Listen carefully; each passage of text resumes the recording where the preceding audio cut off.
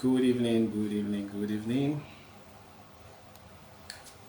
Oh,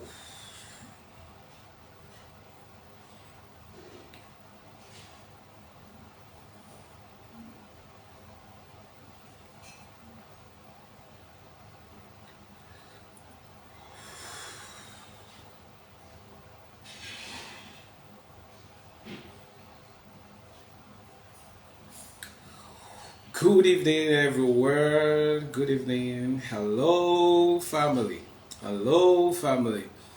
Can you just tell us where you're joining from? Just put in a comment box and tell me where you're joining from.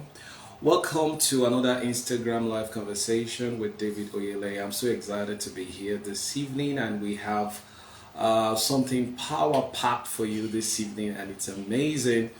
We have a KSA in the house, and I'm so excited to be with you this evening. So please, I want you to do something very quick for me. I want you to share this video 50 times. I want to share this video 50 times. I want you to go on your Instagram story, go on your WhatsApp story, on your broadcast list. I just want you to paste or post this link there. It's going to be amazing. It's going to be exciting this evening, and I don't want you to go away. We have something amazing for you this evening. I've never done this before. This is the first time I'm doing this, and I strongly believe we are going to have an amazing time together, a glorious time, a wonderful time tonight. I strongly believe you had a very great day. Welcome, welcome, welcome, welcome. And please, I want you to engage the comment box. Engage the comment box.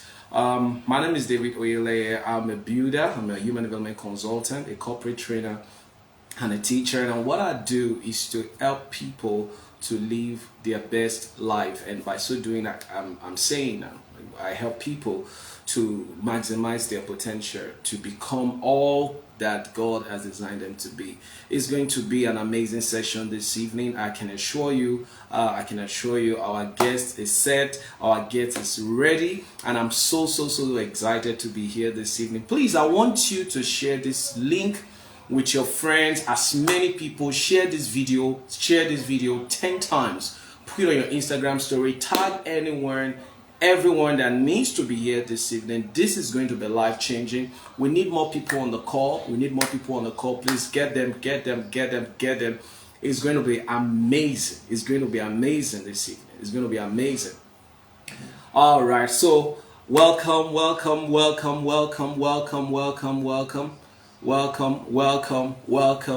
Lawansi, I see you.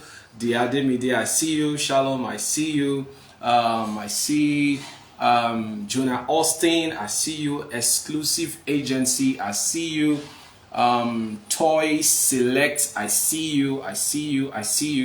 Please just tell me where you're joining from as we, are about to commence today's show. It's going to be amazing, and we are talking about, of course, we're talking about moving, and the mover we're talking about today is how you can cope with loss, with grief, and the death of a loved one. It might not have happened to you before, but it is practically impossible that in this life you're going to encounter some form of grief. It may not be as a result of losing a loved one, it may not be as a result of someone dying, but at some point in our life we're going to have to learn how to deal with grief of any sort. And I'm so glad to be with you this evening.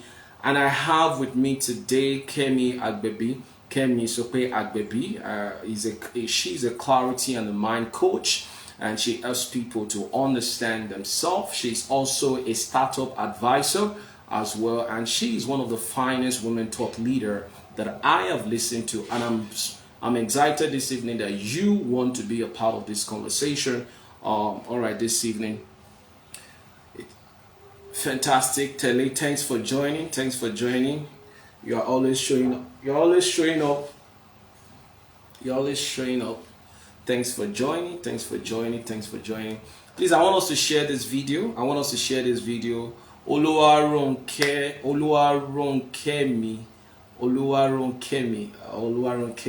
whatever. Thanks for joining. Can we share this video 10 times? Share this video 10 times. Share it on your story. Just hit that share button. tag that friend, that sister, that brother that needs to be here. Just tag them. Just tag them. Tag that brother, tag that sister that needs to be here. Fantastic, fantastic, fantastic, fantastic. So we're talking about coping with grief, coping with loss, coping with the death of a loved one. And many people may be asking that, is this something that happened to you? Why are you having this conversation?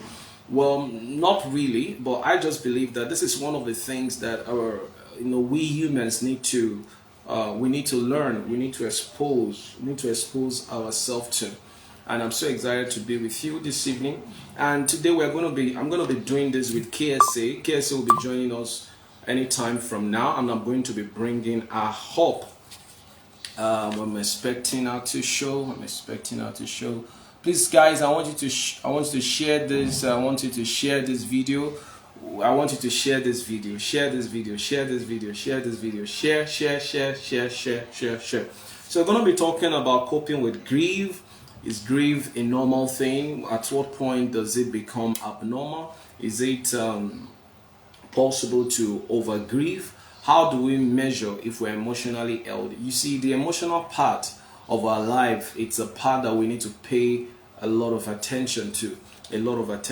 That is going to determine most of our decisions. Most of our decisions are triggered by our emotions, and we want to ensure that we are in the right emotional state when it comes to making decisions. We're going to learn about empathy. We're going to learn about how to empathize with people that have lost their loved one. We're going to be looking about how we can use pain to our own advantage. Most of the time, people allow pain to derail their emotions, and by so doing, they invite more problems into their lives. They invite all kinds of negative emotions into their life, and that is not good. So we are trying to help each other this evening how we can use pain to our advantage, and that's why we're here this morning. That's why we're here this evening, rather. That's why we're here this evening. All right. So while we're waiting for our guests, So guys, engage me. Please share this. I need you guys to help me share this video. Please, I need you guys to help me share this video. Don't just be a part of this conversation. I want you guys to help me share this video. Share this video. Share this video. Share. Guys, share. Can you imagine dating a girl for 3 years, for 5 years, and all of a sudden the girl is no more? Can you imagine when you are just graduating from the university only for you to hear that your dad is gone? Can you imagine, being told the news that your son is no more, your son that is about to graduate university after spending 20 years of your life investing in the child? These are not easy thing to deal with. All right, these are not easy to deal with. Can you imagine losing your wife? You got remarried again, then you lost the second one. These are not emotional experience that is very easy to navigate. And that's why we're here this evening. We're here to learn. We are here to discover ourselves. We are here to become stronger. We are here to improve our mental health, to improve our emotional health. And that's why we're here this evening. So any time from now, I'm going to be bringing my guest. I'm expecting her on the show tonight. So tonight we have a clarity and a mind coach.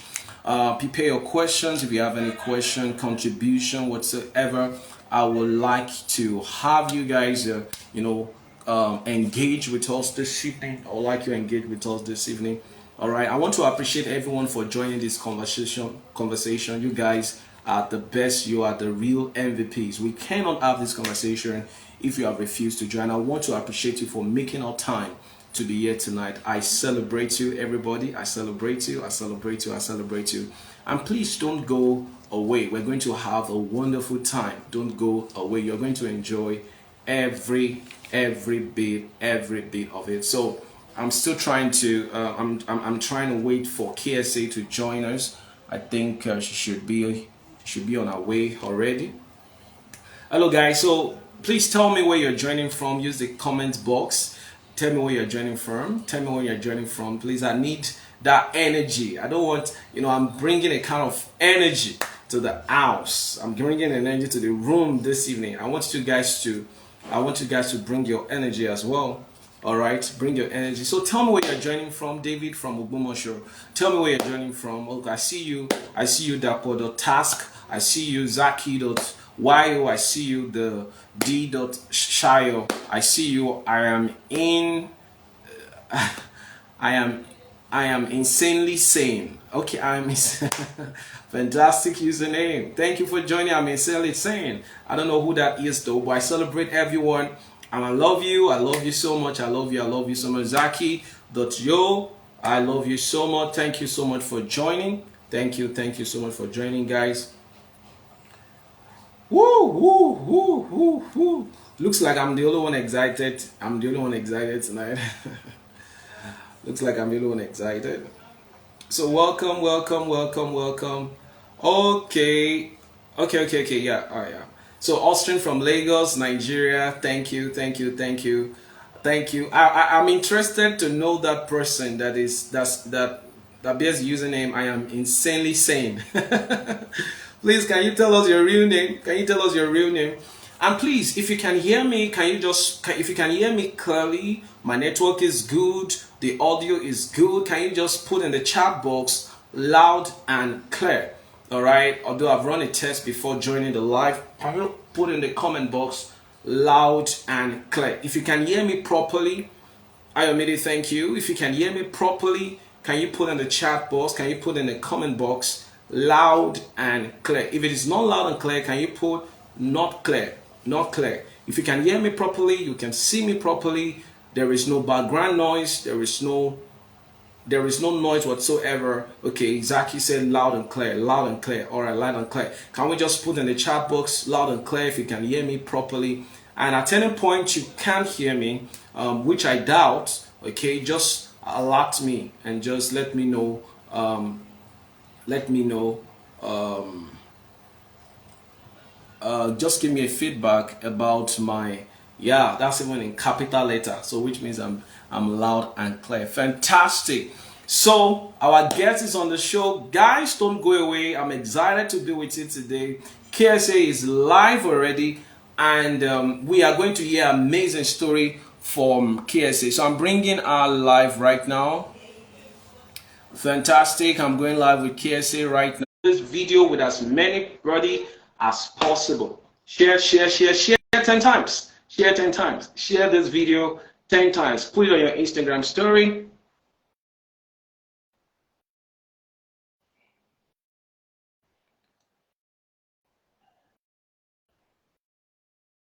I've accepted the request.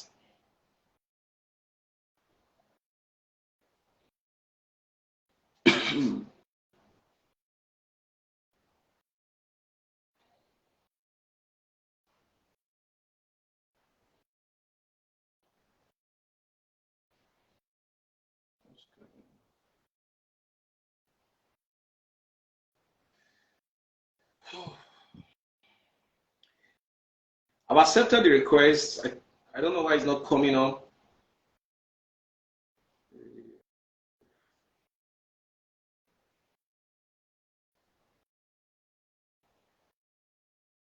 Can you confirm your network connection? It's saying unable to join. What's the problem?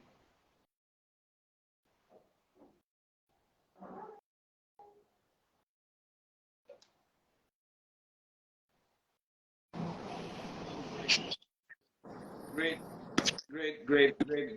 Good evening. Good evening. I would like to call you KSA this evening. Wow, No, you're looking great. not only this evening, I'm always called KSA, right? So Yeah. Because good to see you, man. Good to see you. You are looking so pretty, so beautiful, scintillating, charming, and smashing. As always, right? Thank you. Yeah, How good, did your good. day go? How did your day go? Fine, fine. Absolutely fine. Can you hear me properly? Yes, I can. Oh, great, great, great. So, guys, please, can we just show some love to KSA? KSA in the house, just put in the chat box. KSA, KSA, we love you. Don't be that passive attendee. I want you to engage the chat box, the comment box. Just put in the chat box, in the comment box. KSA, we love you, we love you. Just put that emoji. Just use that emoji in the chat box. Don't be the person that just want to just word. Some people just like to to soak in into some people are too serious. They just like to soak in. They don't want to, they don't want to engage. They just want to hear, listen. David, stop all this thing you are doing. Let's just get right into the show. All right. It's also important as well. Tunes, hey, hey, thanks for joining. Thanks for joining. So can we let's just show some love to KSA. And guys, please, I want you to share this video as many times. Share, share, share. I am Sally. Share, share, share.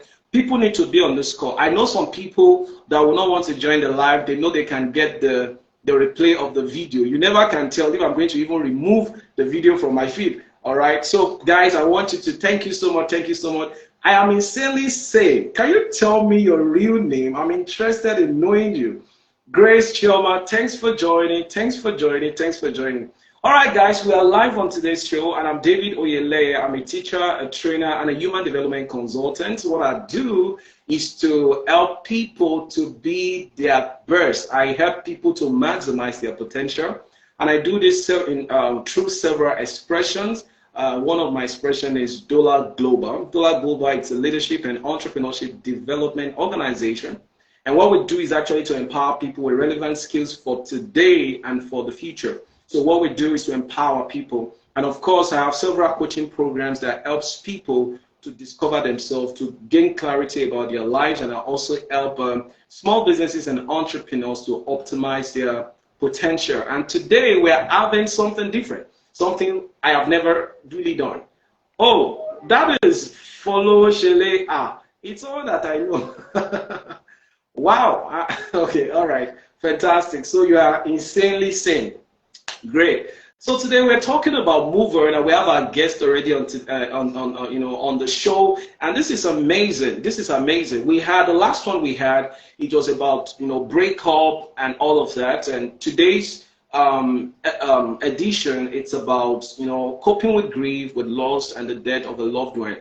And I'm not going to be sharing a story for her. She's going to be doing it herself. And I strongly believe that you are going to be inspired. I believe that stories are not just for entertainment. Stories are a powerful tool for social engineering. And that's why we're here today. So, KSA, over to you.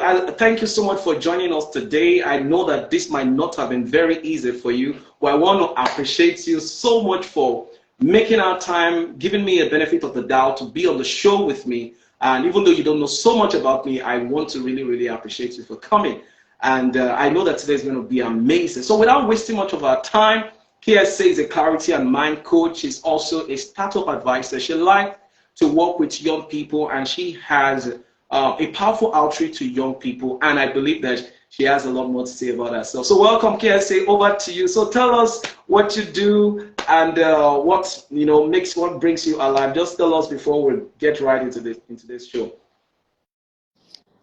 Yeah, thank you so much, David, for this opportunity. I mean, I always embrace every opportunity to share my story. And so you may say that David has thanked me 101 times, million times.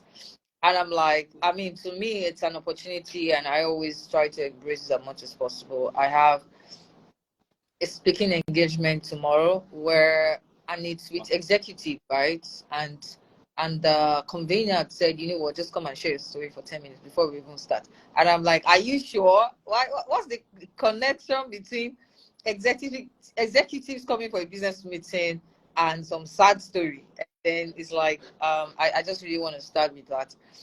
So very, very interesting one. I'm grateful to God for the privilege to be able to stand and even speak on this story this way, because honestly, it takes the grace of God, right? David, I want to appreciate you. You think I don't know you, but I feel that you have a great heart. You do good work, and keep up with it. There's something David said earlier, and I really it resonated with me. He said that stories are tools for social engineering. That's so key. And one of my favorite Maya Angelou's quotes, she said that there's no greater burden than that of an untold story. You know, that thing rings in my head like pretty much like I really want to die empty, right? I want to die empty. There's no point going to the grave with an untold story, especially if it's one that yet it did dent you, it did scar you. However, it brought about the best version of yourself. You know, I always say this that no death experience leaves you the same. I've had the privilege to experience the transition and the change and the evolution that death brings, and I'm glad to still be standing here today. So when my story comes where I start to grieve and all of that, I'm just gonna shorten it. It's a lot, you know. The experience is way more than the storytelling, right? It's so difficult. There are some things that are better experienced than explained, right? It's Right. difficult. It's just the grace of God to tell the story now, and hopefully that it benefits people. And then we come and tie it into how you can actually cope with grief. Trust me, I've tasted, rock bottom. So, my first introduction to this, of course, is growing up in a family where I had um, two sisters. My first sister was a sickler, and she, so those several nights of having to experience her in crisis and in pain, and eventually we lost her when I was in final year. She died, and I was going to drop out of school. I mean, I was doing well. I was on a first class, and I was going to drop out of school. That's my first experience of death, that was close to me because, of course, I'd lost my grandparents, but I was like, why are people crying? I didn't understand it. And then my sister passes, and I'm like, I was going to drop off from school. My lecturer in school back then, God bless her wherever she is right now, she advised me against it. It was a lot of pain. It was a lot of pain. There are times when I was in the examination hall because it was during the period when I was close to my exams, and I didn't want my classmates to know. I'm very internal.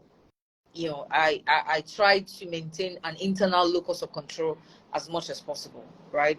So I try to express out as against trying to pull things in. So when things happen, I have to try and control and understand it from inside, which is one of the steps I'm going to give to everybody today about actually coping with guilt, grief, and whatever have you, even fear. Most people, their locus of control is external, more external than it is internal.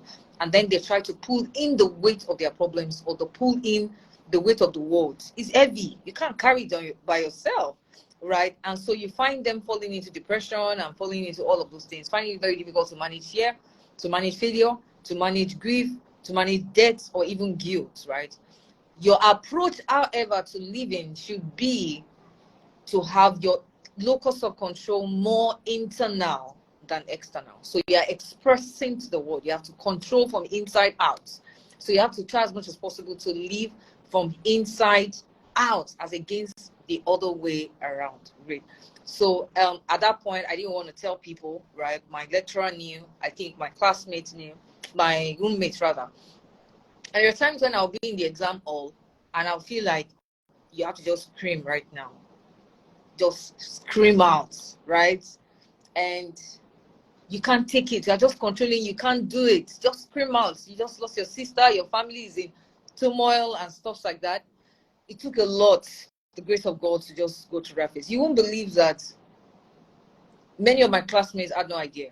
Even 4 or 5 years after, they had no idea. That's not the best way to manage it anyways. I mean, I held on to that information long enough. They had no idea.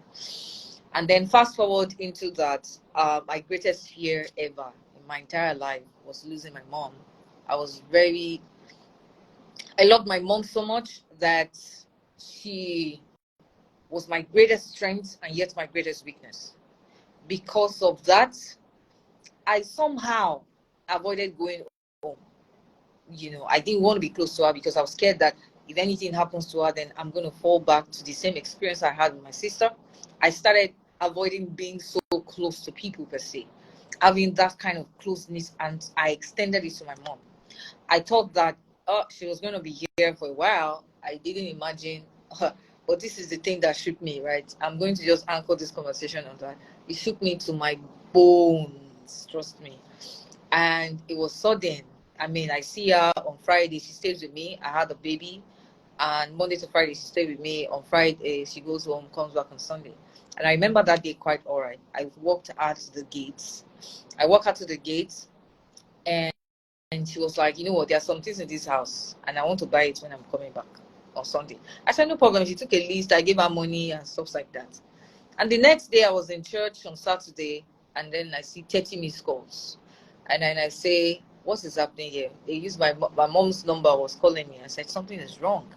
Something is wrong. So I called, and somebody else picked up, and I'm like, what could have ever happened? On the drive from the church to the house, because I was in church, my phone was on silent, so I didn't see the calls until later on. Something is wrong. They were like, no, just come home. And then I get home and I confirmed the news that she was gone. Gone, as in, I don't understand. I saw her yesterday. My mother was on her knees praying, and that's how she passed. So we got there to the room on her knees with our Bible, praying, anointing oil. I mean, a lot of things have come into my head about what exactly was happening in that moment. But I try not to think too much about it, right? And it was crazy. It was crazy. I had trauma, real trauma, where if I see missed calls on my phone, that is 2 missed calls. It's a problem. The trauma just comes, the trigger just comes back like something has happened. Something has happened. It was just a lot. I mean, I didn't believe that I could do without food and sleep for 4 straight days, but that happened to me. Then I understood. It made me understand myself better, understand the human condition better, right? Honestly, I was without food and sleep for 4 straight days. I couldn't. There's a point you can get you where you actually pretty much suppress your human element, some of the elements that is at play, right? The things that you felt like, hey, you cannot do without. Some people feel that, I can't do without food. If I don't eat, I'm just going to die. I love sleep so much. You can. You just need a higher force that is going to suppress it, or a higher energy that's going to suppress it. All right. So that was my experience with losing my mom. And I think that was not enough. Last year, then I lost my dad to cancer. My dad had cancer, and it was tough. It was tough. When my mom died, I told God that I wish she was sick. If she was sick, I would have loved to take her to hospitals and just be sure that I was there for her. That I didn't really like how she went. But then with my dad, he was sick, and I had to take him to the hospital here and there for like a month. It was a tough time last year, and which is where I'm going to. In the middle of all of that, I'd started leading a support group for people that were brokenhearted and for people that were having struggles with depression, suicidal tendencies, and all of that. So this journey started for me about 2 years ago. I'm the last person that should be leading any group like that. Do you understand? When I lost my mom, I had a wicked heart. Trust me. I wanted everybody to experience the kind of pain I was experiencing. I felt like there's no bad news you can tell me that touches me. If you tell me, there was an accident and 50 people died, I'm like, so it's just death. What is the big deal about death? I love to see people cry. Trust me. I had a wicked heart. I was fighting God. Like, why would you have to take my mother of everything? The test was too much. I was embracing the wickedness that was developing in my heart. And I got to a point where I got into pretty much a limbo, right? The only thing I didn't do was to commit suicide, because I got to the point. I was a Christian. I had a relationship with God, trust me. But I was fighting it. I was rejecting God. But I got to the point where in that limbo, I pretty much heard God's voice very loud and clear. And it says, this is the point they get to and then they take their life, they commit suicide. And all of those experiences I've described was pretty much God just walking me through the phase of suicide, of depression, not knowing that God was equipping me in that moment for other people's journey that I was going to encounter today. And today, I can't tell you how many suicidal people I've counseled out of suicide. I mean, to the glory of God, at least I don't know anybody that eventually killed themselves. It's different when you're speaking with somebody that has walked the shoe. I was very conscious of the limbo, but I was embracing it until the point where I heard God's voice, right? And that was it. The journey, I'm pretty much clear about it. How you get into the limbo, how you're conscious, at what point you can get out, and things like that.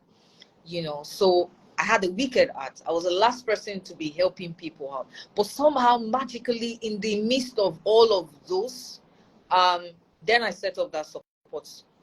I set up that support group lead. So I was leading that team, and I was shocked to see how badly hurt and broken people are. Even up to today, I think pretty much every day we get people reaching out to us. Pretty much every day. And I hear people eventually come back to me with testimonies, and then I started realizing how powerful it is, the things that God has empowered me to do. I had a girl that had reached out to me just a day before Christmas. She planned to kill herself on Christmas Day, and she reached out on the 24th. This was 2 years ago, and she was just testing her because she's been to paid therapy sessions right prior to them. And we talked for like 3 hours. Anyway, she's alive today. I remember the 1st of January, because it's online, so you don't get to see the person.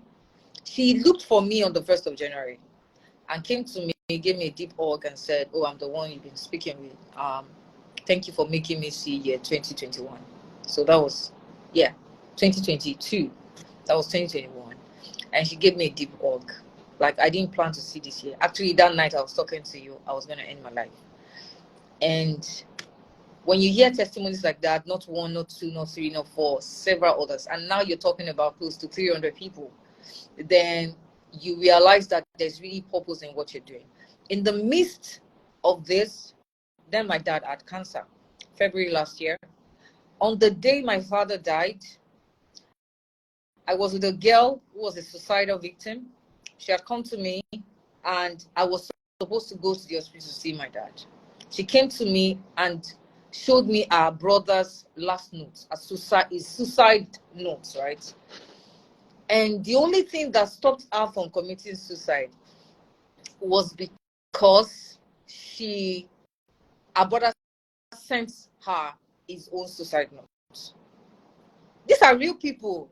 These are real people. These are people that are your friends. Maybe some people are on this call as well, and two people in a family out of 3, and that's the only thing that stopped her. And then she was talking to me in the car, remember, and I said, let's go and talk. And I took her home, and I was asking myself if I was all right. You're supposed to be going to your father's hospital. I knew, I was clear. It was a Sunday, so I knew that my father was going to die during this worship session. And I just took her home, and I was asking myself if I was okay. She had no idea. I was getting calls, hey, dad's condition is critical, blah, blah, blah. But I just talked to her and counseled her in that moment. But at the hour my father was going to pass, I told her, I said, let me tell you something. My father is in the hospital right now, and in fact is passing in this particular minute.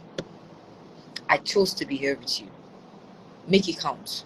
Don't you ever think about committing suicide again. And she looked at me strangely. Are you serious? I said, yeah. And as she was sitting with me, somebody came in to break the news about my father's death. It doesn't make sense, like managing grief, how you even be in the position to have a story like this, and you are now helping people. It doesn't make natural sense. It's just like a divine empowerment. I've dealt with grief, and that's not all. That's not all. This year was a first phase. was a fresh face altogether, right? That's not all. But having tasted that level of grief, you know, I've learned to manage grief, and it has produced every single time the best version of me. Now, unlike my mother's time when I lost my mother, when I lost my dad last year, all I had was love. I didn't know how it happened. When I lost my mom, like I said, I just wanted to be wicked. I wanted to be wicked. Honestly, my daughter is crying. My daughter is crying and it means nothing to me. I like to see people cry. And then my dad died last year, and all I had was love. All I could imagine was, I couldn't imagine anybody else going through the amount of pain I was experiencing. And whatever it's going to take or whatever it's going to cost to help people out of that journey, yeah, then I'm going to commit to it. All right. So that's why we are here now. How to cope with grief and guilt and all of that. Now, one of the things I want to tell you is this. Everything where feeling grief is concerned is very emotional. It's on an emotional level. It is on a feeling level. And there's nothing that is stable about a feeling. Even when you are happy, you don't stay happy forever. There's nothing stable about it. Feelings and emotions are very fickle. It depends on how you empower them, right? And I say that in every emotion, whether it's positive or negative, already there is the potential for the direct, equal, opposite energy. So let's say something that has the probability, the potential to make you very happy. Already right in it is the potential to make you very sad. And vice versa. So emotions are very fickle. They are not, and you never make a permanent decision out of a temporary situation. Nobody gets angry and stays angry forever. It's gonna pass. It's gonna pass. That's where you start with. Where grief is concerned, where guilt is concerned, these are emotions. They're on an emotional level. And anything that is on an emotional level is not lasting. There's nothing stable about it. It's not lasting. It's going to pass. It's going to pass. It's just like in this moment, how am I managing it? I'm managing it is how exactly am I feeding or empowering which energy, whether it's positive or negative. So you don't stay happy forever. You don't stay angry. Have you seen anybody that stays angry forever? Like you are angry and then you are just angry for 1 year. It's not possible. Emotions would, but in the moment when they're angry, that's all they can think. Their brain cell is firing.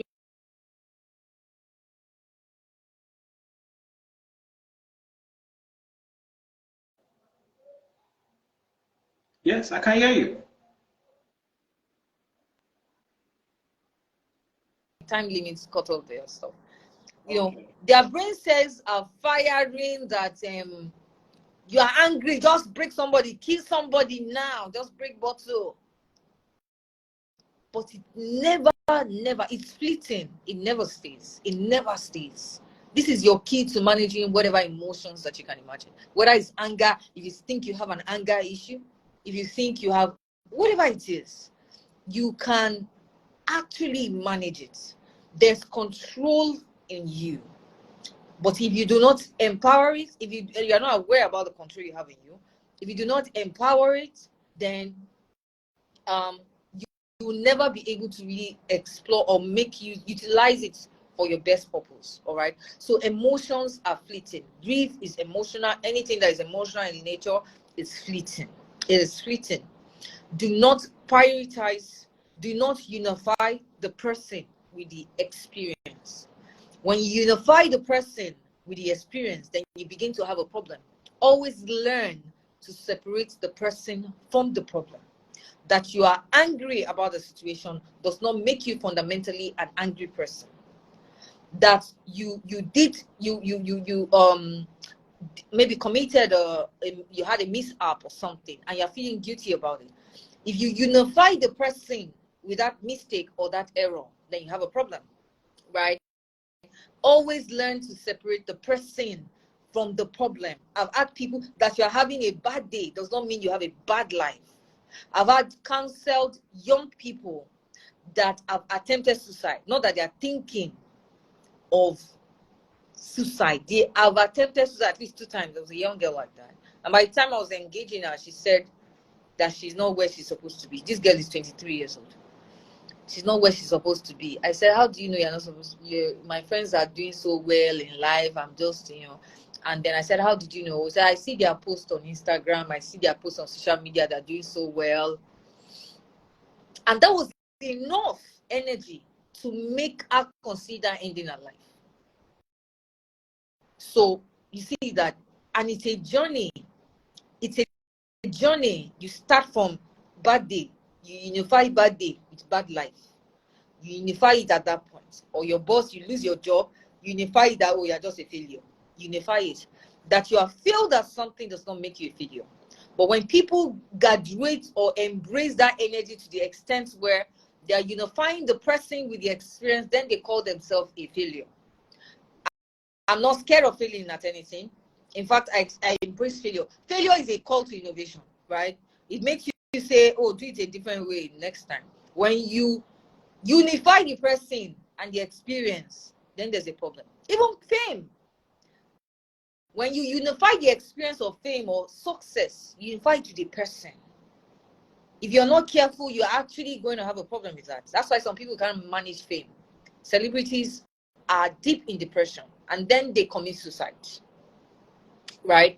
Because they have unified the experience with the person. And every point in time, your person is separate from the experience, right? Because experiences are very emotional and they are fleeting. They are not long lasting. So same with grief, same with guilt, any negative energy you can imagine, together with anything, any positive energy you can imagine. So the first step to coping with grief, see, I like what the topic says. It says cope, because you never forget. You don't have amnesia. You never forget. I tell people that if I want to fall into depression today, it doesn't take me 10 minutes. I can turn on the switch. I can turn on the switch because there are certain experiences of the past I need to just trigger in my head, in my mind. And I will shed tears on this call right now and fall into depression. I'm going to embrace it. But at every point in time, I make a choice. It's not like the memories are not there, but you make a choice. I'm more active about how I respond to my feelings and my thoughts than I worry about them. So I say this to people: actions will always beat worry every day, anytime. Action will always beat worry. Worry will do nothing to you. It will not even help you. You can't even, you have to pray to God to give you the grace to accept the things that you cannot change. Something has happened, it is indelible, you've made an error, face it and move on, right? You have to move on. It's not going to be easy. We're not saying you should forget, right? You are saying you're going to cope. You are more active about your response to your thoughts and your emotions because they are all feelings. Worry is a feeling. Emotions can, are fleeting in nature. It will pass. Even the last time you felt successful, did it continue? Did it stay forever? It never stays forever. So the experience has to be separate from the person. And so people can now focus on being better humans at every point in time, being better versions. Some people are happy because their husband makes them happy, because of things that are very external. They're happy because of the number of followers they have on Instagram. They're happy because of things that are external, more external than internal. And so when you take off that factor that makes them happy, then they fall into depression. And today you see that the elastic limit is so low. People's mental strength is so low. Why? Because I woke up this morning, 10,000 people have unfollowed me. They fall into depression. Oh, I woke up this morning, 10,000 people followed me, then they're happy. Their happiness or understanding of self is so tied to external factors. When you take out that external factor, trust me, that person is going to fall and then fall back to zero. Even if it's not zero, but they're going to be sad. They're going to have a bad day. And the more they embrace the experience of a bad day, then they start imagining that they have a bad life. Yeah. Oh, I'm not so good because of things that are very, very, very external. So, like I said, learn to separate the experience. It's not your fault that your parents broke up and they went separate. It is not your fault.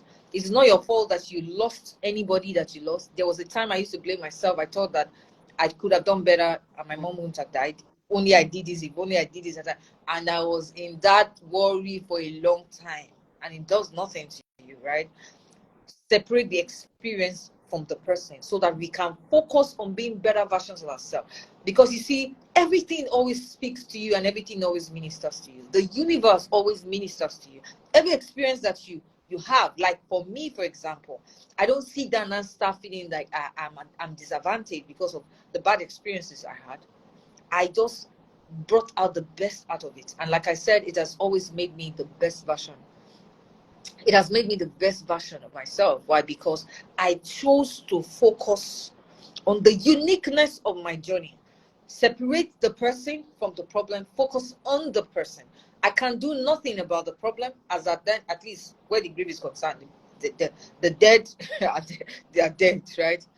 Then I focus on the person. How can I be a better version of this? All right. If the best I can do is to utilize my story to make the next person get out of whatever misery they're experiencing, then I'm going to use it for that. I'm not going to focus on the worry or the disadvantage, because there are problems in this world. Though. Like I said, you can sit down now and manufacture problem because you've never had it all good. I don't know if there's anybody that's ever had it all good. And trust me, there are levels, there are scales, right? I considered suicide because I lost my mom. I've counseled people that consider suicide. I had a girl, trust me, she lost her phone a year ago. And I said, what was it? Because I will always go back to the story. She said, it was since I started feeling sad ever since I lost my phone. I was very active there. I used to post online. I used to do stalls, and then they stole my phone. I didn't have money to buy something, but that drove her into depression. So I won't say ordinary because of phone. That's when no. It doesn't matter what brought the person to the point of depression or grief. They are there. It's very emotional in nature. I had a guy that told me he doesn't like the shape of his nose. He doesn't like the shape of his nose, and he hated himself because of it. And he felt like he needed to commit suicide. These are real people that I engaged, I spoke with. It's not stories, right? So that we are more conscious about this thing. If you embrace negative energy, then you're going to accumulate it so much that you are by yourself helping yourself to unify the experience with the person, right? Separate the person from the experience and then start focusing on the person, because we are all here on a journey, and the goal really should be that we are better versions of ourselves at every point in time. Whatever it is that life offers me, I'm making up my mind to be a better version of myself out of it. I'm choosing action over worry. I'm choosing action over worry. What is the source of my grief? Why am I grieving? What is the source of my grief? You think about it, you process it. Now separate yourself from the source of that grief, and then you focus on yourself. You focus on yourself long enough, and then you start working, taking actions to being a better version every day. Nobody is asking you for perfection. Perfection is luxury. You can't have a perfect life. You're going to have bad days. You're going to have bad days, trust me. You're going to make mistakes. I'm not bothered about any weakness that I have. I'm not scared about failing. It is part of life. It is that you put all of the lessons together, and then choose to be a better version of yourself. So, how to cope with grief, how to cope with worry, how to cope with guilt. That's it. First, understand they are very emotional than an emotional level. And then let me speak quickly on this, on identity. This is one of the things I counsel people with. You see, many people are very lazy about investing in themselves. They don't understand themselves. They understand other people more than they understand themselves. There are many people like that, trust me. There are people that will rather say bad things to themselves, waiting they worry, how you go make mistake like that, they say things to themselves they can't say to their best friend. If they said it to their friends, they won't have any friends. They'll say, how can you be so stupid? How could you have done that? Then they sit with that guilt.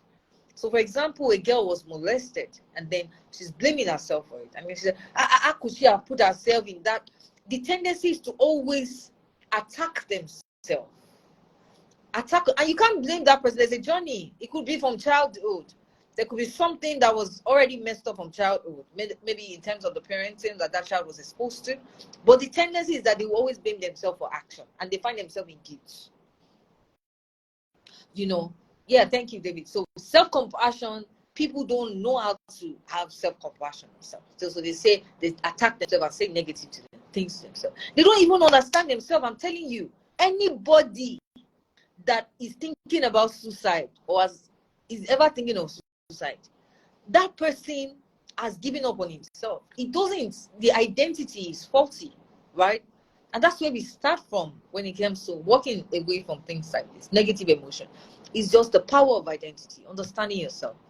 And you see, I mean, if you're a Christian on this call, you understand that you're first a spirit that has a soul and lives in a body. So when you talk about yourself, you're Trinity. There's more to you than the person, than David that I'm seeing right now. There's a spirit of David that I cannot see, but that's the integrity of David. David is not a human being having a spiritual experience. He is a spirit having a human experience. He's fundamentally a spirit that has a soul and lives in the body. That's your identity. Your Trinity, the way God is Trinity.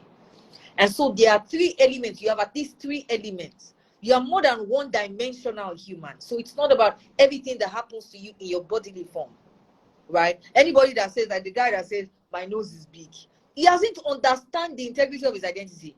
He hasn't understood that his life is beyond the body, the physical that we see, or that somebody abuses you on the road or something, you cause you a failure, and then you sit down, you're worried about it, or you lose your job. You've lost your job. You've not lost your mind. You've not lost your spirit. And trust me, those guys, those elements are the most critical. If you lose those one and gain body, it's problem. They're the most critical factors in your life. You are first a spirit that has a soul and is living in a body. So you're a spirit that is having a human experience. Anything that anybody has ever done to you in this life, whether the person had raped you, they've only hurt your body. Nobody has the permission to penetrate your mind or even your spirit without your permission. And those are the integrity of your identity. Anything at all, anything anybody could ever have done to you. So you are here, you hate your father, you hate your mother, you hate somebody you can't forgive, you're struggling with unforgiveness. It's because you have not understood your identity. Nobody can get to your mind if you do not allow them. Nobody can get to your spirit. Nobody at all can get to your spirit without your permission, right? And these are the major integrity of your identity as a person, right? So if you focus too much on your body, it's because your level of understanding, you have not appreciated, you have not advanced. You are too in your feelings and your emotion, which is temporary. Even your body is going to die. It's temporary. Your spirit is not. It's eternal, right? So even your body is going to die. That body that we are guarding so much. So no matter how much you spend investing in being fine, bleach your skin, it will fail. The human condition is destined to fail. The human condition is destined to fail. The entire earth has been in operation, has been in existence for just about 300,000 years. But the universe in its own has been in operation for about 6 billion years. So you see that even the earth and our human experience is just a fraction of the entire universe. There is nobody beyond forgiveness. So anybody you know today, in the next 150 years, max, they are gone. Will you still feel the same emotion or energy of hatred towards anybody if they were dead today? I don't think so. Except you have no understanding. Every one of us, we are fleeting, we are going to go. So why exactly are you going to hold on to negative emotion? Why are you going to hold on to unforgiveness? No matter what, yeah, it's painful. You accept it as a feeling. This person has molested you. This person sexually abused you. If you hold on to the negative energy, you see, the thing with negative energy is that they always compound. You could have started with bitterness, you will end up in hatred, anger, then it will affect your own family. You get married, you extend it towards your husband, and then your children will grow up angry as well. The cycle continues. The devil is transgenerational in nature. He has to work. The power of the devil is to replicate. He can't create anything. He's going to pervert and replicate. The goal of any child that is from a broken home, the real target is the child. Once it's done with the parents, it's the child. How the child is going to repeat that cycle. That's the target of the devil. And that's why it's so important. You have to be very intentional about dealing with negative emotion. Grief is negative emotion. Guilt is negative emotion. You don't embrace it. You have to be conscious. And that's why I said about identity, about self-awareness, understanding yourself, understanding the integrity of the person that you are. So you go beyond, so you are very intentional about embracing positive emotions over negative emotions. I tell people recently that there are these three things I've lost the capacity to have. To envy any soul on earth. To envy, one. Unforgiveness, two. And failure. It's not just words that I feel like saying, right? This is experiential. I've pretty much walked in it and gotten to that point. I've lost the capacity to envy any soul on earth. Any soul. I've lost the capacity to not forgive. There's nothing you want to do. Already I've opened up forgiveness. See, I can't entertain negative emotion. I know how terrible it is. I've gotten to limbo before, right? I've gotten to limbo because of negative energy, negative emotion. You don't want to experience it. And you could start out with genuine reason. Do you have reasons to be angry with somebody that molested you? Of course you have reasons to be angry with it. But for your own health, your mental health, your future, your generation, you will choose to let go and forgive. Why? Because if you do not, it will compound and it will lead you on a journey that you didn't really expect. And that is it. And these are people, as much as I'm sharing my story, even as I say some of these things, these are people, real life people that I've encountered.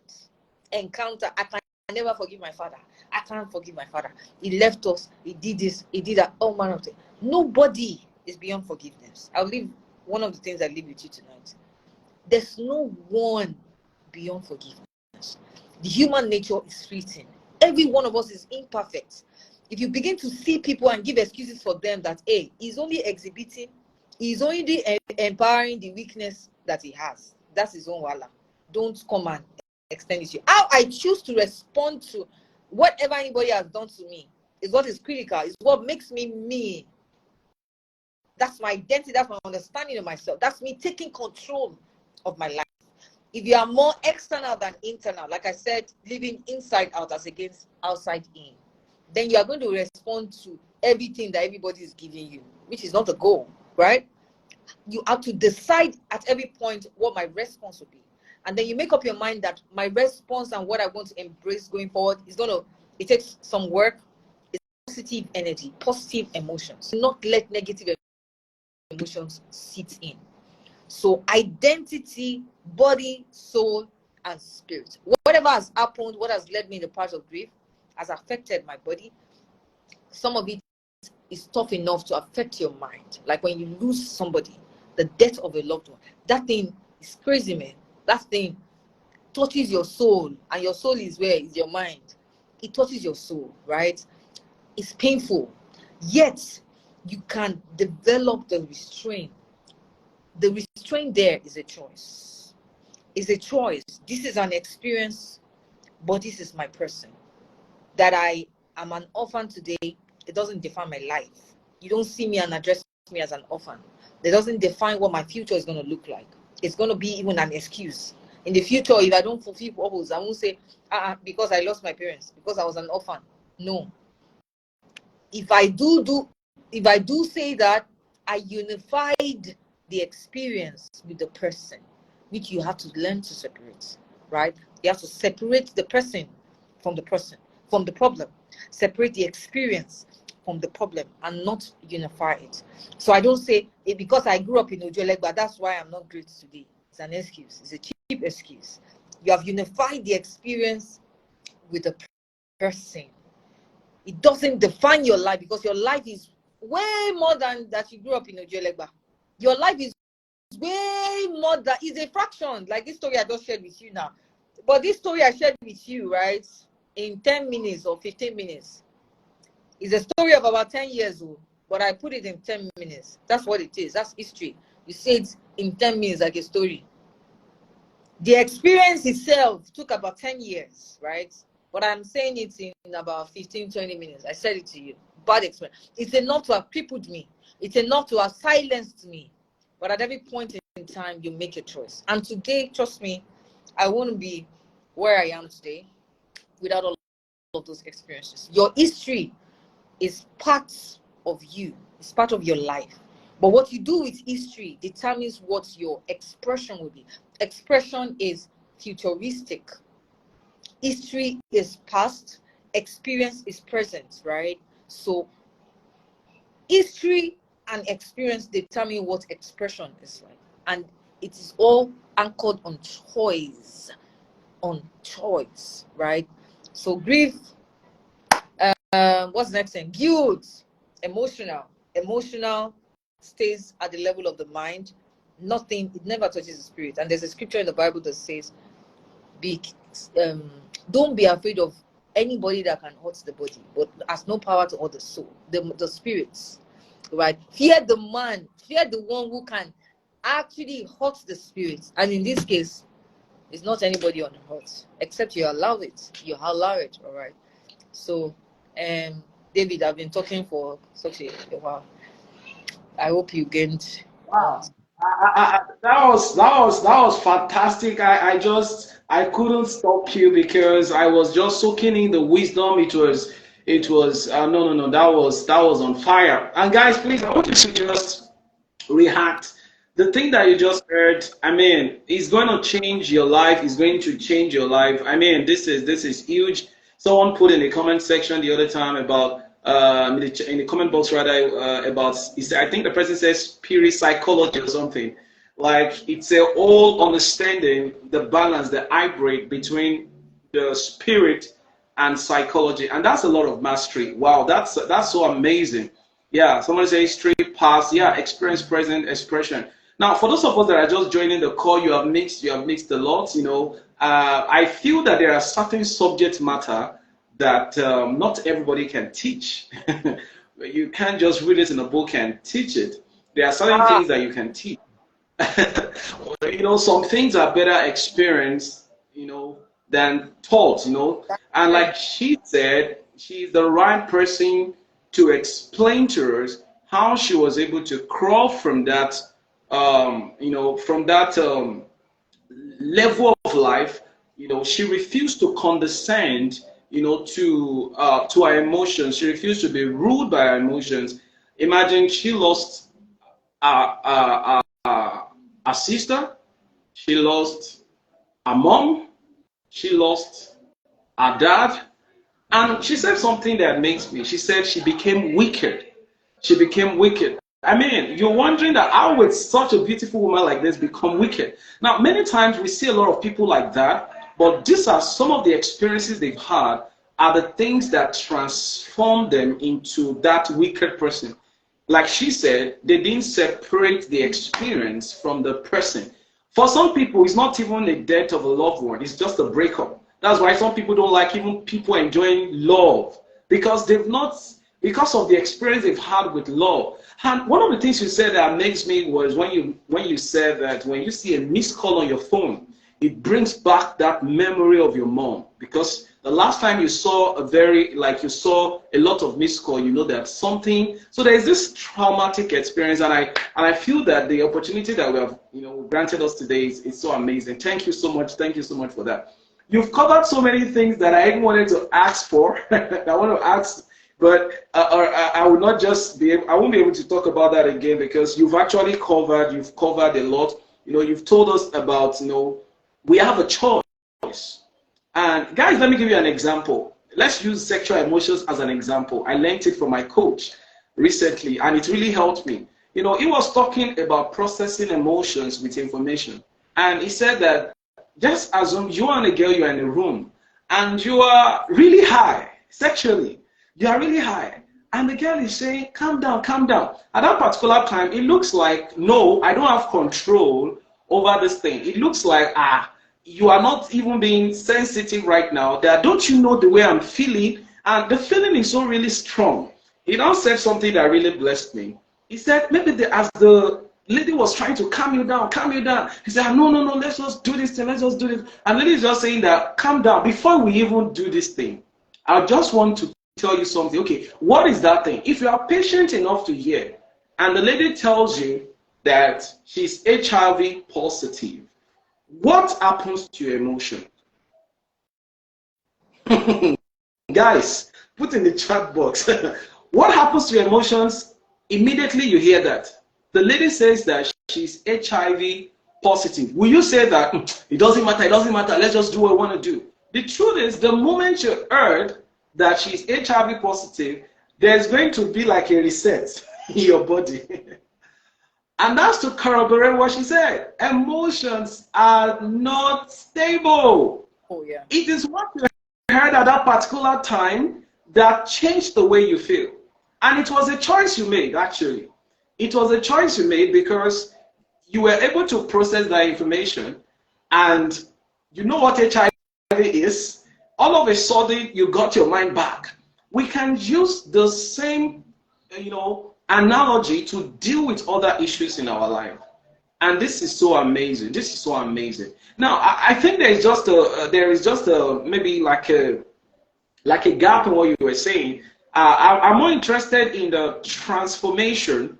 Was it just something that happened to you, like you were not planning to be empowered? It just came, the transformation just came, and just God wants to use you, like using a Christian term now. Sometimes people say things like, oh, we go through certain experience, not because of us, but for others, all right?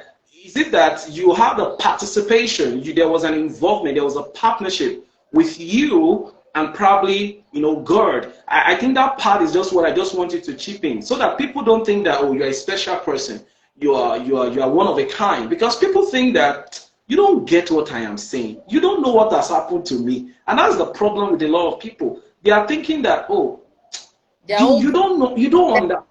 Think their own problem is, that's the work of the devil, right? The devil is going to make you feel like your problem is, your own issue is different. It's because you don't understand my own. You don't understand.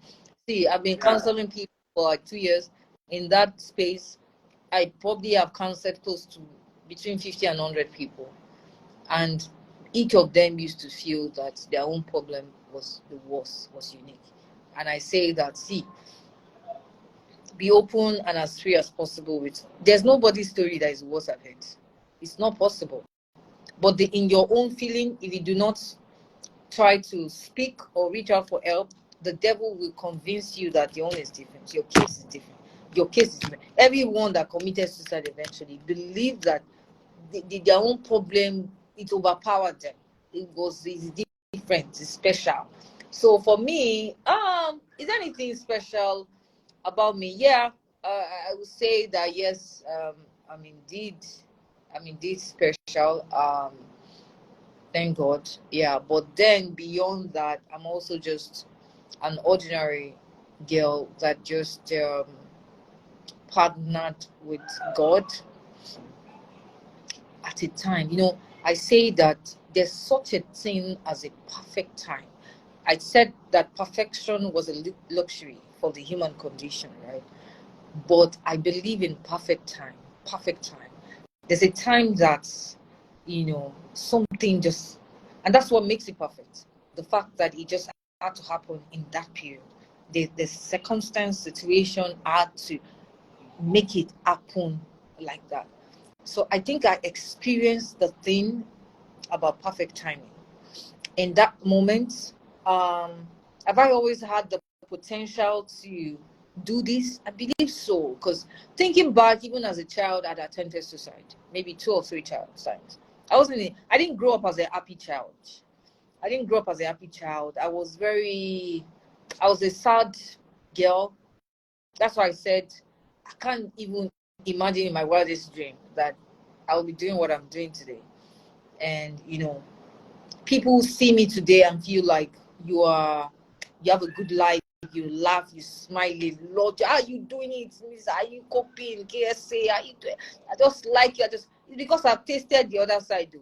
I've tasted sadness like this. Tasted sadness to the core. So I grew up as a sad child, right? I grew up as a sad child. And my mom used to say something in Yoruba. She said, Emi ko wa nu omo yi. She just felt like I was different from the other kids. I was different, You see, when the devil identifies that you have a bright future, if there's nothing of value about your life, the devil will not be after. If your story was smooth all through, and let this be an encouragement to everybody on this call, a rough life, or has said to themselves, my own is different. Your own is different because of the value that is attached to you. If there's nothing of value about your life, the devil will not be after you. That's all. So I feel the devil must just have identified that, oh, this future looks like this. And from a young age, before I knew really my left from my right, I had that energy. I had bitterness, serious bitterness towards my father, towards people. I rejected love, and I did attempt suicide a few times, maybe once or twice. So I've had that experience before. It went away. Then I started running away. There was a phase of imagine that they're not there, of what's it called, denial. So I distract myself. See, I said I finished with the first class. I finished with the first class. It's not because I like Buku, because the way God will have it, reading was a distraction for me. When I'm reading, I didn't take my mind into all of those negative energy. I was just lucky, because some people will find that distraction in prostitution. Some people will find that distraction in the wrong relationship. A guy that's molesting them, beating the hell out of them, but that's the only distraction for them, so they soak it all in. They are stuck with him. Some people will find that distraction in drugs, in taking drugs. Some people will find that distraction in social media and Instagram. They binge all day. People will find a way to distract themselves, to run away from themselves or their experiences. In my own case, it was book I was reading for this most stupid reason. The devil missed it there. I would not be reading. I was reading. I wanted to be successful because I wanted to prove my father wrong. I'm telling you. I used to rehearse in front of a mirror. And I would say to myself how I was going to embarrass my father when I become the best graduating student. Because we're all girls. I thought that my father didn't really like us much because he wanted a boy and he didn't have a boy. And he would say things like, boys are these, boys are that. I hated guys. So I went to school and I did well. It was a negative energy that was pushing me. But I went and I studied and I did well and I finished the first class. Did I embarrass my father? No, I did not embarrass my father eventually, because of course I gave my life to Christ in school. But the energy was there. The bitterness was still there. And I finished school and I struggled to get a job. I'll get to final stage for some reason. I won't get a job for the stupid reason. And then God said to me, go and forgive your father. I said, forgive my father. I was a Christian. I gave my life to Christ, but there was just that thing I won't let go. I said, do you know how many years I strategized with bitterness in my heart? And you want me to not forgive just like that? It can't. So, Holy Spirit, don't touch that aspect. I can be worshiping. And I'm saying to you, don't go to that aspect. Release your dad. Forgive it. No. Just leave it. It was like a door, a room that I locked. And the key was somewhere. Don't go there. And eventually, I had to get to the point where I was empowered to forgive him. There's an empowerment that the Holy Spirit can give you to forgive. There's a forgiveness that is beyond you. When I said that there's nobody beyond forgiveness, it was a spiritual statement. It wasn't just there's an empowerment you can have. You are divinely empowered to do something that is beyond you. That is you reaching out to the integrity of your spirit. You've looked beyond your body and the capabilities of your mind, and you are reaching out to the integrity of your spirit. And then in that moment, the Holy Spirit empowers you to forgive. And when that happened, everything just changed. Got a good job and everything just started changing. If I held on to that bitterness, oh my goodness. Be first class, so I said I could not, I go to finance, I will get finance state, it will not just work out. What is the relationship between a job and bitterness and forgiveness? If you are unspiritual, if you are not spiritually sensitive, you will not see it. You will not see it. But it had everything to do with it. And thank God I was spiritually sensitive enough when the Holy Spirit said, oh, go and forgive your father, and this one will be sorted. And I listened, and I was empowered to do that. And everything just started changing. And that's why today, if you think you forgive, you make the decision to do right, more for yourself than others. You decide to forgive more for yourself than others because you don't even know what it's tied to. Some people's unfruitfulness in life is tied to a bitterness that they are holding on to, or is tied to, this one is deep. One of the greatest things I've also seen is people not forgiving themselves, which is where guilt is. You see, the forgiveness I talked about, many people, maybe even on this call right now, they need to first start with forgiving themselves. You see that guilt? Self-guilt is something. I can't stop people, so I see this a lot. They are stuck in, if only I did not marry this person, if only I did not do this, if only and regrets. Starting with forgiving themselves. They don't see themselves. They don't see the need that they need to forgive themselves because it is them, which is why it's so important that people have the ability to separate the person from the problem. It's so key. If you can't do that, you never see the need to forgive yourself. You never see how the guilt ties to forgiving yourself or even having compassion on yourself. And you're going to be stuck. You're going to be stuck, right? So that's why it's so important that you separate the person from the problem. You understand the integrity of your identity as a person. You see, your superpower will only be expressed when your three elements are in tandem and in unison. If you're a Christian on this call and you're tongue speaking, your spirit is very sensitive, your spirit is high up there, but your mind, you have a little mind. There's so much you can do. No matter how anointed you are, if your body is sick, you are sick in the hospital, there's so much you can do. You need your three elements to be aligned. We need people that have strong minds. They're not weak. Little things don't break you. Some people say, I'm depressed. I said, who told you that you're depressed? How do you know that you're depressed? They won't say it to themselves. I'm depressed. I am I just feel that naturally I'm a suicidal person. There's no glory in things like that. Social media makes it look beautiful. People can, today they will post on WhatsApp and say, I just feel very depressed. I'm depressed. I'm naturally a depressed person. There is no glory in that. There's no point in it. There's no point. You are embracing it. You are unifying experiences with persons, with yourself, and you don't like where it's going to end up, right? So again, I'm just coming back to your question, right? It's not that yes, of course, I'm a unique person. Each and every one of us, the same uniqueness I have is the same uniqueness each and every one of us has. And that's why we all have our unique stories. You see, it is just about what we empower, and what we empower comes from choices. I can't decide to be a Christian. I can wake up and say I'm an atheist. It was a choice. And it's not, you have people that are non-Christians, non-spiritual, but they are doing well in life because there's power resident in the mind. The mind on its own, there's a lot that is in it that many of us sometimes we do not even explore. We do not explore. Now imagine that you have the combination. Your three elements are in unison. That is power. That's authentic power. That is superpower. And when you think about superpower, when you take superpower, very few things will get you to fret. You won't give up on life just because your boss said you cannot amount to anything in life, or even your parents. Some of us, our parents use negative words on us. You're an idiot, you cannot amount to of you. People use words like that. But you'll be able to see when you take superpower, when you begin to become more conscious of your integrity as a person, very few things will shake you. You lose your job, it means nothing.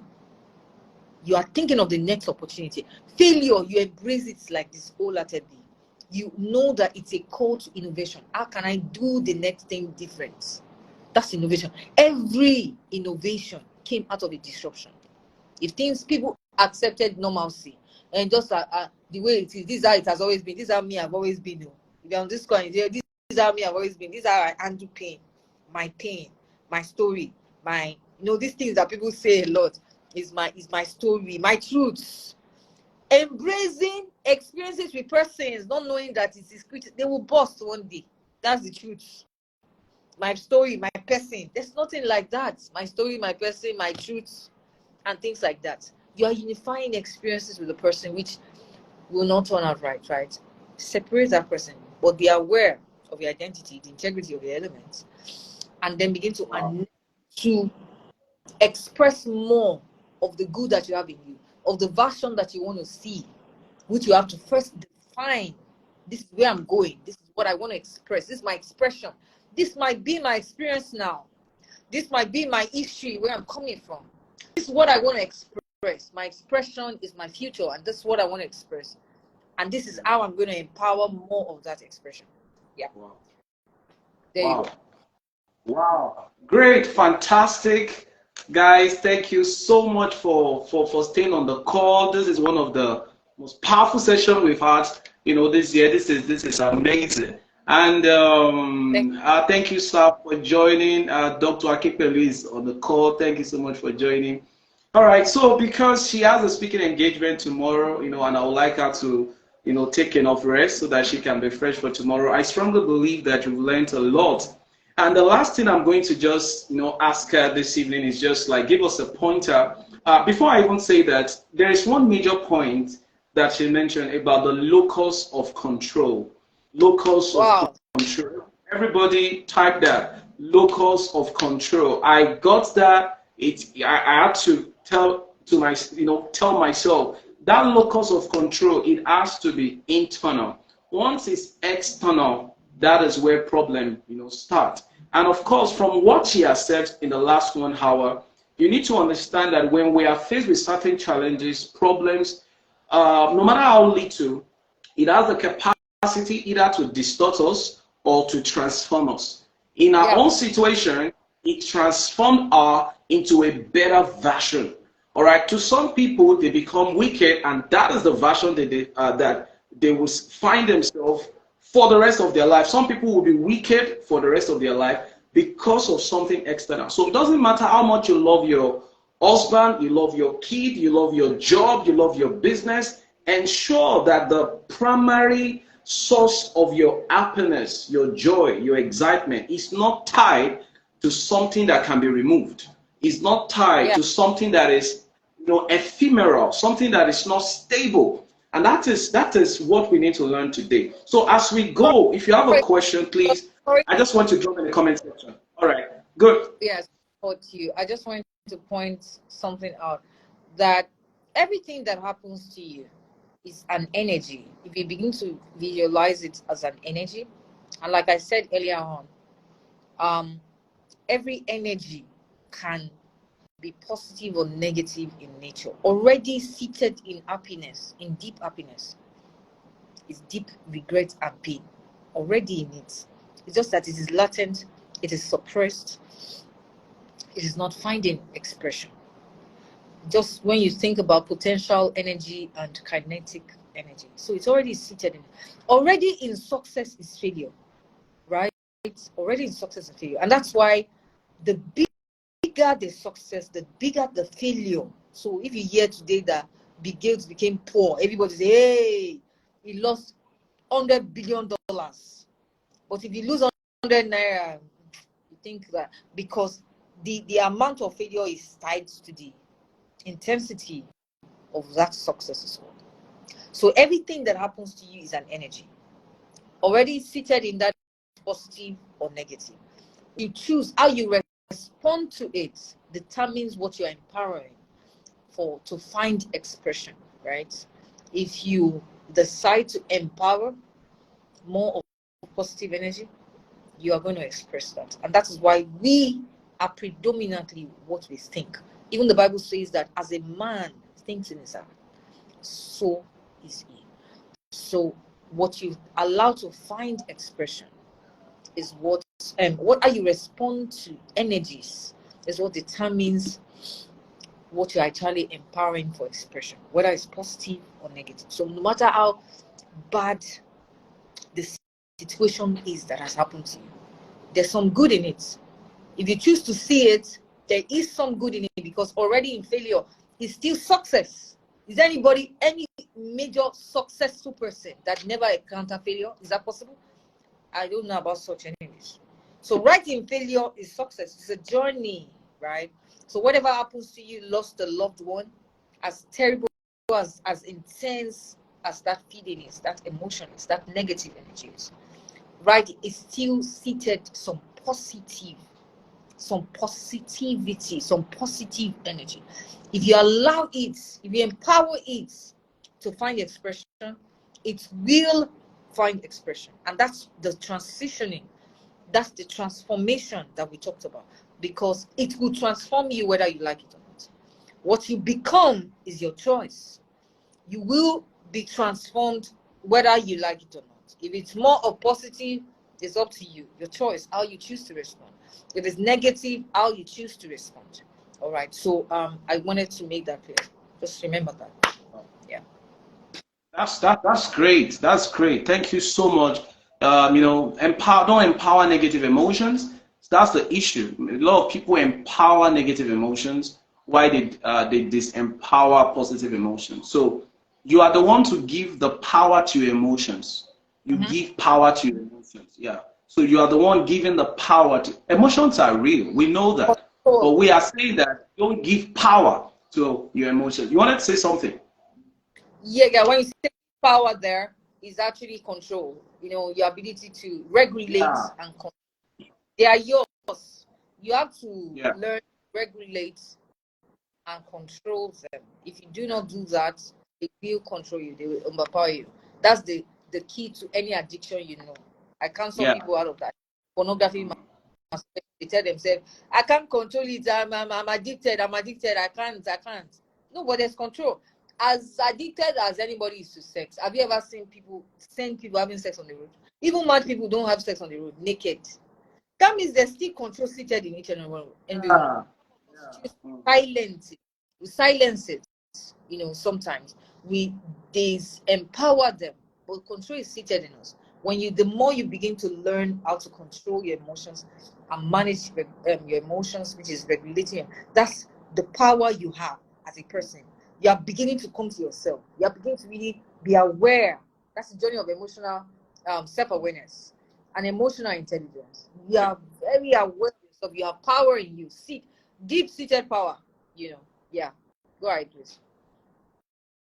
Wow, fantastic. Thank you so much for coming. The last question I'm going to ask you tonight before we go, if you have any question, please put in the chat box.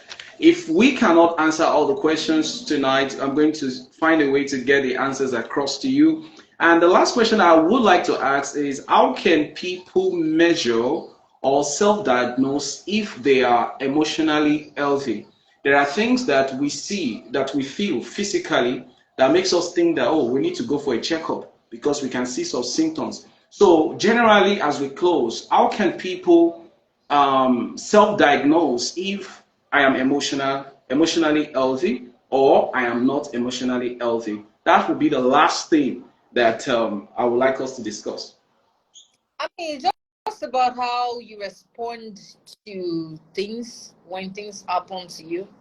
Check your how you respond to it, how you react really. So if you find that very little things gets to you, then you're not emotionally intelligent. Neither are you emotionally healthy. But it's okay. It's just like if you have a headache, doesn't mean you cut off your head. You don't cut off your head. People, because emotional health, it doesn't have physical. A lot of the times doesn't have physical manifestation. People are not able to easily diagnose, like, or like if they have malaria, their body be shaking. Symptom. There's a symptom attached to it, right? For emotional health, because it is not physical in nature, sometimes people are ignorant about it. But how do you really diagnose? Of course, it's just to see how things get to you, right? You become very conscious about yourself. Like I said, people need to be more invested in themselves. Many people are too lazy to learn themselves. And when you stop learning about yourself, you become a fool. You are going to be controlled by the external. You're going to be living outside in. Imagine that the entire universe, you are trying to pull it into yourself. This problem now, right? So your journey of emotional intelligence or emotional health, or trying to be healthy emotionally, is beyond just the now. It's so holistic in nature. It's so holistic in nature. It's omni, permit me to say omniscience in nature. It's so holistic in nature, right? So start paying attention to yourself. How did I respond to this? At the end of the day, do a check, an emotional check. Tonight, you can do an emotional check. How did your day go? The day you have a bad mood, think about, why am I having a bad mood? Why did that thing hurt? Don't be too lazy. Don't distract yourself by going on social media, by going on Instagram and going to watch a movie. Pay attention to it. Why did that upset me? How can I avoid a repeat? Why do I react? Why did I react the way I reacted? Why did I get angry? Why was I happy? Why did this really make me happy? Or why do I like this person? Questioning yourself. That's you investing in learning yourself. Why am I doing the things that I'm doing the way I am doing them? Why do certain things get to me? And so let's say you start with that daily check at the end of the day, or even in the moment when you're upset. That's how you begin to become more conscious about yourself. The more you get conscious about yourself, you understand your triggers. All of us have potential to be angry, but not all of us express it, right? Not all of us express it. Maybe because some of us are more self-aware than others, right? So that's the best way. Being conscious about yourself, understanding yourself better, is the first key to know what your triggers are, because we all have different strengths. We all have different thresholds.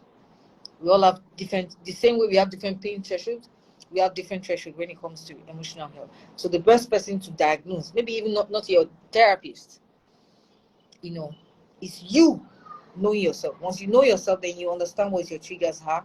When you start seeing those triggers, then you start measuring how you are coping or managing it. How do you avoid a repeat of a situation that probably got you angry and things like that? So that's the best way to check your emotional health. Just be more conscious about yourself. Be more mindful. That's the word.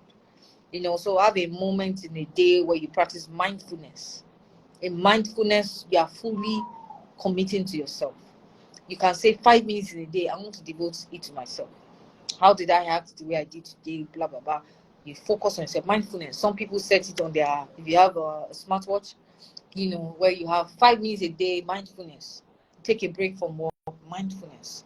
The more you become more mindful, the more you become more conscious, then you're able to really analyze and factor why you're responding, because emotional health has to do with response. You can't see it. If I'm angry inside me now, you can't see. If I'm happy, you see. So people cover with makeup and all of that. You may not say it. It's until I express certain things. And sometimes until some people commit suicide before you know that they were going through a lot within them, right? So the response, is how you understand better or analyze the situation better, but it has to be standing on your awareness about yourself and your uniqueness, right? Yeah, that's it. Wow, guys, this is amazing. This is great. That was fire, guys. Guys, I need to feel you in the comment box. Can you just type KSA we love you, KSA we love you, KSA we love you. This is amazing. This is amazing. We are coming to the end of today's show, and I strongly believe that you had a mental shift. I did myself. we need to learn that self can evolve. All right, self can evolve. So if you're sad today, no matter that you will always be sad, it can evolve. And that's why she said we need to invest in ourselves, invest in your health. And just like she rightly said, your responses to situation, to certain condition will determine if you're emotionally healthy or not. My first book, interestingly, was on mental health. All right. If you want to learn more about your mental health, want to learn more about how to deal with loneliness, depression, anxiety, worry, you can just get that book. The book title of the book is called The Mind Flare. You can go to my website, www.davidoyeleye.com. You can get the book and just learn more about your emotions, learn more about your mental health. You can never succeed in anything you are not ready to learn about. You can't know how to drive if you don't learn how to drive. You can't learn how to be a good husband if you don't learn about it. You can't learn how to be a good wife if you don't learn about it. You can't succeed in family if you don't learn about family. You can't succeed in academics if you don't learn how to read. So if you want to succeed also emotionally, you have to learn about emotions. You have to be more intelligent. You have to learn how to become more intelligent emotionally. Thank you so much, Ma. I'm so grateful for having you tonight, and I strongly believe that this is going to be like a beginning of a new journey for so many people that are on this call, and so many people that are going to listen to this. I'll try to put this, on my YouTube channel so that people who are not able to make today's conversation can just go there and just listen and just watch and soak in. And I want you to come back to this conversation. I'll try to put it on my feed. Just go back and release the experience again. Listen to it over and over again. The way you train your mind is through the principle of repetition. So listen to it over. You have control. You have control over masturbation. You have control over that, sex. You have control. The control is with you. You need to understand that. It doesn't matter what you're going through right now. You just lost somebody. You can overcome it. We're not saying you should forget about it. No, that's not what we're saying. We are saying that you can cope and you can become better. So rather than let those negative situations to distort you, you can choose that it's going to transform you. Thank you so much, Ma, for coming on the show. Thank you so much. And we love you. We appreciate your time. And we pray that you have a fantastic time in your meeting tomorrow. Thank you so much. Thank you so much, Ma, for coming. Can we just say hello? Can we just say bye-bye to KSA? Say bye-bye to KSA. Thank you so much, guys, for coming for tonight. Thank you so much for coming. The next conversation is going to be with Yemi Kings, the lead photographer of Yemi King Studio. We'll be talking about his trenches story, and I believe it's going to be amazing. So join us by October 13th. That is next month, same time on this show, and we're going to have amazing time together. Guys, I strongly believe you got value today. Put in the comment box if you got value. If you got value, say I got value, I got value. Just put there KSA, I got value, I got value. I got value. I was writing. I was writing. I had to, I was just writing. It was amazing. Thank you so much. And for those of you that waited till the end, oh my, thank you. I love you guys. I love you. Once again, this is David Oyeleye, and I'm so glad, all right, to have you tonight. Thank you so much, guys, for coming. KSA, okay, keep it coming before we go. Keep it coming. Kevin Charles, we are done, but thank you still for coming. Guys, I need your comment before we go. I need your comment.